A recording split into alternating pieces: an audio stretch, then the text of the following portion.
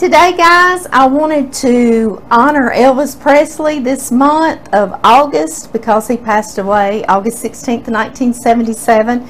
And I remember that day very well. I was a young little girl. I think I was 10. But I remember it really well, and I'll tell y'all later why. But I thought this cake would be fun to make with y'all.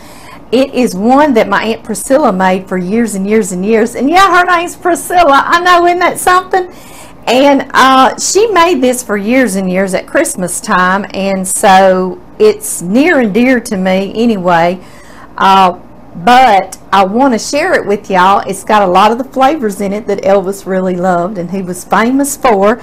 So today we're going to make a banana cake with peanut butter icing. Yes, we are. First thing I want to do is tell y'all that you can't help but falling in love with this cake. You just can't help it. We're going to have 2 cups of sugar, white sugar, into our mixer, just like that, with 1 1/2 cups of oil. And y'all, this recipe is so old. It comes out of a Cotton Country cookbook that used to be made of in Monroe, I believe it was, by a lot of the women in Monroe, that it literally says 1 1/2 cups Crisco oil. So use whatever kind of oil you want to. It just says Crisco oil. All right, first thing we want to do is blend these together really well. They're already splashing, And while those are mixing, just to let that sugar get incorporated really well, we are going to sift 3 cups of all-purpose flour. Hope everyone can see me. Can y'all see my little Elvis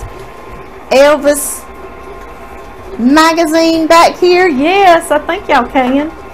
I've had that since I was a young little old girl. My parents went to an Elvis concert in Monroe, Louisiana at the Civic Center. And like I say, I think I was 8 or 9 at the time. So I was all excited for them, but I wasn't allowed to go to the concert. That's 1 cup. Y'all help me count. Y'all know how I am. And my daddy and mama brought me that little keepsake concert booklet back. That's 3 cups. And so I've had it ever since I was a little girl, and I've always loved it. I'll show it to y'all in a little bit. I will, if I don't forget, right? Okay, we've got 3 cups of flour in here, all-purpose. Into that, we're going to put 1 teaspoon of cinnamon right here, just right over in there like that. We're also going to put 1 teaspoon of nutmeg, and I ground my nutmeg because I have some fresh nutmegs. Yes, I do, like that. I've been in here grinding it, or grating it, I guess you would say, like that, to 1 teaspoon. And 1 teaspoon of grated nutmeg from one of these little nuggets is about half of it, okay? If you don't have that, just use you some store-bought ground nutmeg. It's going to be just fine. 1 teaspoon of that. And let's see, what's next? 1/2 teaspoon of salt. My Aunt Priscilla would always make this cake at Christmas time, guys, but she would actually make it, and I know y'all have to remember, in the coffee cans. Do y'all remember that? I know, I love that. That's so retro, isn't it? She would make the cakes in there, and she called it banana bread. She would not do the icing with it, and it was so delicious to slice you off a piece with a hot cup of tea or a hot cup of coffee. It was great. Oh, it was good. Last thing into this dry mix is our baking soda, 2 teaspoons. So this cake brings back childhood memories of many, not just of Elvis, but mostly of my Aunt Priscilla. 2 teaspoons. Isn't that what I said, guys? Yeah, 2 teaspoons baking soda, not baking powder. All right, now we're going to sift these all together. Get them all mixed together really well. And if all your stuff doesn't come out of your sifter, just shake and rattle and roll it. get it all out, all that goodie. There we are. Now, into our oil and sugar, we've got 3 eggs. Doesn't say whether large or not. And drop them one at a time and let them get incorporated. 2, 3. There we have it. And now we start adding our dry ingredients. Let me find a big large spoon. Here we go. Oh, nope. First I'm going to put the bananas before I put this in there. I was like, this isn't right, Amy, ain't right. I want to talk to y'all a little bit about the bananas. I'm going to put my dry ingredients to the side. The bananas need to be ripe bananas, okay? Like this. Do y'all see him? He's got some little brown spots on there. It makes him nice and sweet. And your cake will taste banana-y. If you do not use these and you use those green looking bananas that aren't very ripe, it just doesn't have very much of a banana flavor, okay? So just wait. Give them a day or two. You know it doesn't take bananas long. And they will ripen right up for you. I love to use a fork, and you're going to do 3 or 4 bananas. I'm doing 4. I like it very banana-y. And I like to use a big meat fork and squish them up like that. Now, I'm going to add these in here. Let's see. Let me raise you up a little bit. That is a beautiful, bright little yellow in there. Yes, it is. There we go. It smells so good already, guys. We've only gotten started. Yes, we have. Okay, now I'm going to get it stirring kind of slow like that. Now we'll put in our dry ingredients. You see why my Aunt Priscilla would make this cake, because it's got a lot of holiday flavors with the nutmeg and the cinnamon. And we could count on her every Christmas at my grandparents' home. She would hand out banana bread is what she called it. And this was her recipe that she used. It's trying to fly back out on me. Yes, it is. Get in there. Get in there. Stay in that bowl. And we always enjoyed it. We always looked forward to it. And she never did not have this banana bread, if you will. Today we're going to go on and go all out and make it the cake. Make it the cake recipe. Just like in that cotton country. Alright, y'all. And just like that, it has come together. And you know, we don't overmix once we get our flour in there. I've got 1 cup of chopped pecans. And I'm going to put that in there. And if you don't want to use pecans and you have a bunch of walnuts, I bet walnuts would be great in there as well. And I'm merely going to stir those in there. And that's it. Alright, I'm going to get my pans and I'm going to get this gone so I can get back on here with y'all. I'll see y'all in just a second. I am using Baker's Joy to grease my little 9-inch cake pans. And it is non-stick cooking spray with flour in it. Just make sure it's all shook up before you spray your pans, okay? Just like that. The original recipe in the cookbook, Cotton Country Cookbook, calls for you to put it in an angel food pan or a bundt cake pan.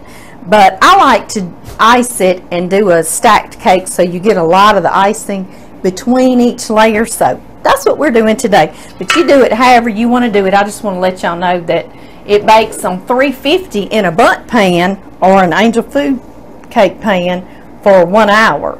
But being that we're doing 2 9-inch cake pans, it's probably going to be about 30 minutes.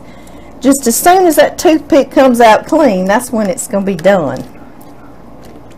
I'm going to try to evenly divide these guys and put them into the oven. Guys, I want to give you a little tip too. If you have on blue suede shoes while you're making this cake, please be careful not to drop some on there, because they would be ruined. It would be worse than stepping on your blue suede shoes, wouldn't it? I know. You might have to go check into the Heartbreak Hotel, right? I know it. So be careful. Be careful what kind of shoes you have on. And I know some of you are saying, I need a little less conversation. And I'm saying to you, don't be cruel. See y'all back. Y'all, all joking aside, couldn't Elvis sing a gospel song better than anybody? I mean, seriously, or as good as the best. He really could. I love all his gospel songs. I sure do. Christmas songs, I love a lot of his songs. This is our icing. We've got one softened block of cream cheese, or 8 ounces. And y'all, shows you how hot it is here in August in Louisiana. This is my softened stick of butter, and look at it, it's about to fall apart. So we'll see if we can get it in there. Which is a 1/2 cup or 8 tablespoons. I mean, seriously, y'all see that? That is just sitting out in the heat. Woo! Hot Louisiana days, yes. All right, scoot you along. I need 1 teaspoon of vanilla. I am going to cream these together first.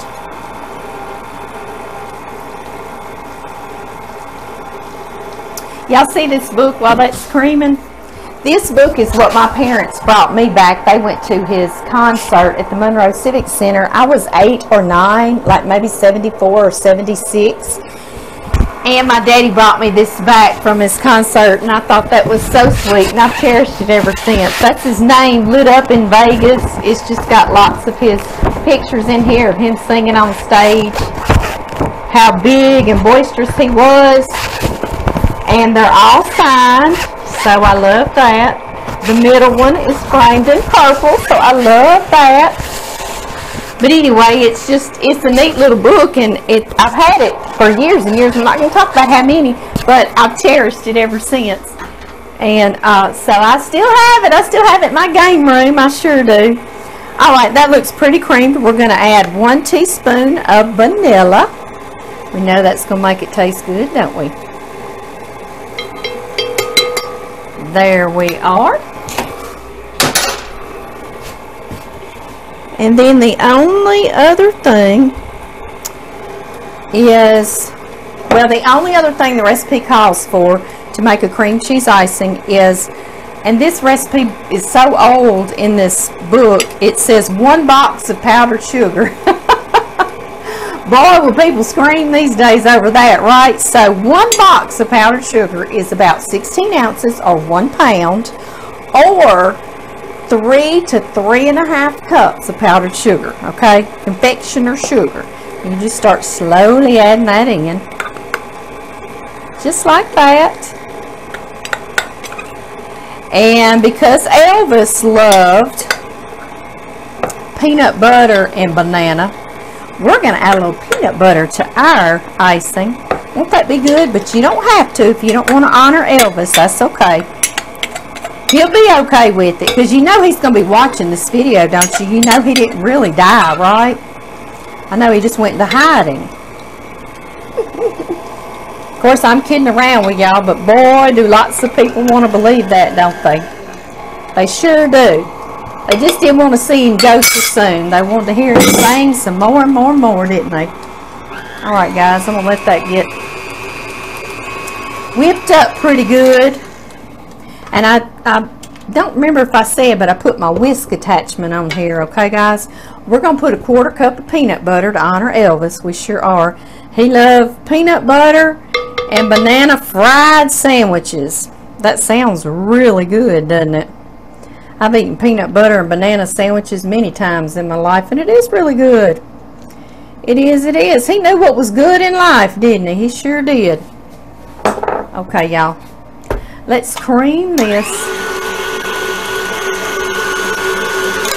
I'm going to let this cream together, guys. I'm going to get the cakes out of the oven and let them cool down totally cool, okay? Because you don't want to melt your frosting or icing on there. And then I'll come back on here with you.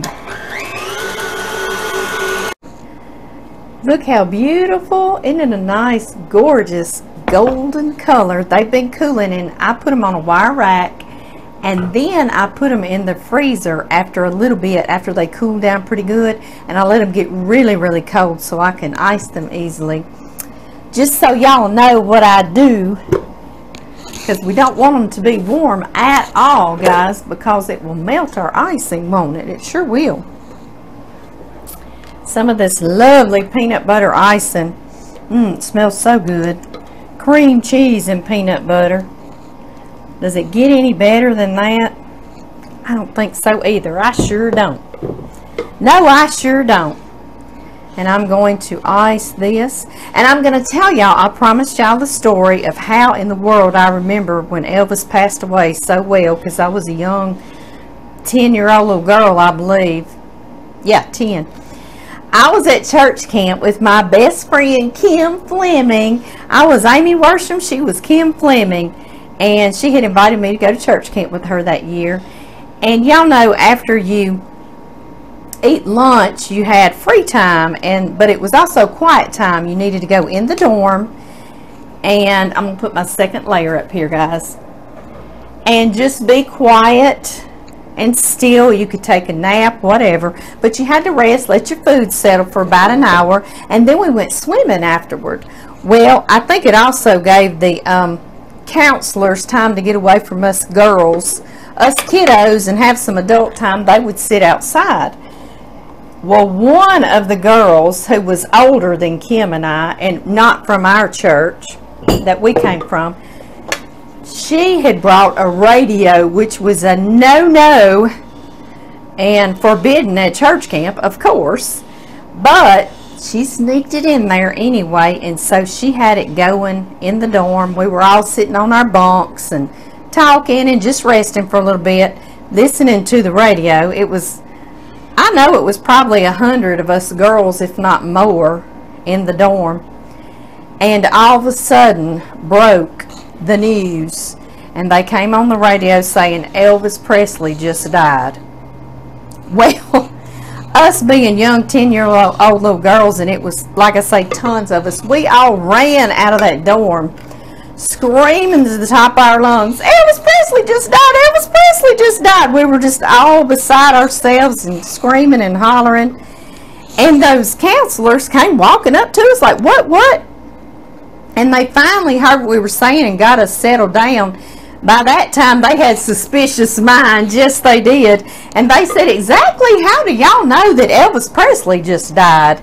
And then there we were. We were busted, weren't we? So the radio was taken from the little girl that brought it. But that's how I remember, is because I was at church camp. We were not supposed to have a radio, and we heard it on the radio and got busted. Yes, we did. And that's when many girls were crying across the world, weren't they? Because the king had passed away. Bless his soul, bless his soul. He had spent a lot of his life just trying to entertain people. And that gets you into a whole lot of trouble, doesn't it? Sometimes it does. It sure does. So anyway, he was taking care of entertaining everybody instead of taking care of himself, right? I know it. That's how we do sometimes. All right, guys. Let's see here. We do not want to waste one little bit of this peanut butter icing, do we? No, we do not. Y'all see, you make it as pretty as you want to. I'm trying, guys. I got my offset spatula there, and I'm sitting here using my spatula, huh? All right, let's see if I can make it pretty. Make it pretty. There we go. Oh, it smells so good.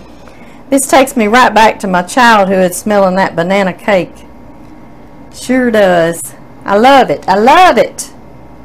Let's see if we can do this. Okay, y'all.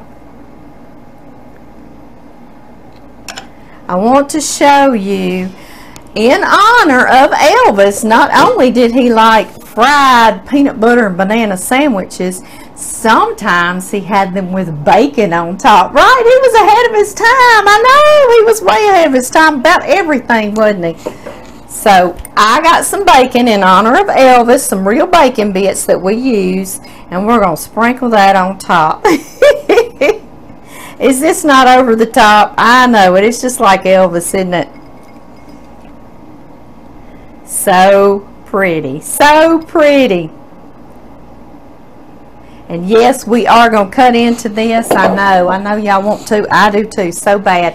I want to show y'all how pretty it is. Can y'all see the cake? So very pretty. Y'all know I'm going to be sharing cake. Yes, I am. All right, guys. Let's cut us a pretty piece of this and see what it looks like on the inside. It's a very dense cake, and that banana and the oil in it makes it so tender that when you cut into it, if you listen real closely, it's going to be singing, "Love Me Tender." Yes, it will. Try it and see. All right, cake, let's come out of here and be pretty for everybody. Ah! He flopped over, guys. That's how I usually eat it. I want to come show y'all anyway. How beautiful. Y'all want me to come up close? Isn't it gorgeous and beautiful? Y'all see how good it looks on the inside? I know, right? Let's taste it.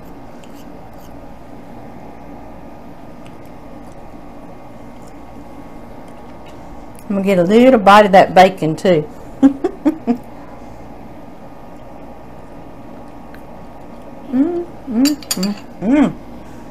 Turn this around, let y'all see how pretty it is cut into. You see why I love to make this during the holidays, because it's a very pretty cake. And I want to say to y'all, if y'all stay through the end and listen to all my silly references to Elvis songs, I want to say thank you very much, and I love you so. Bye bye, y'all.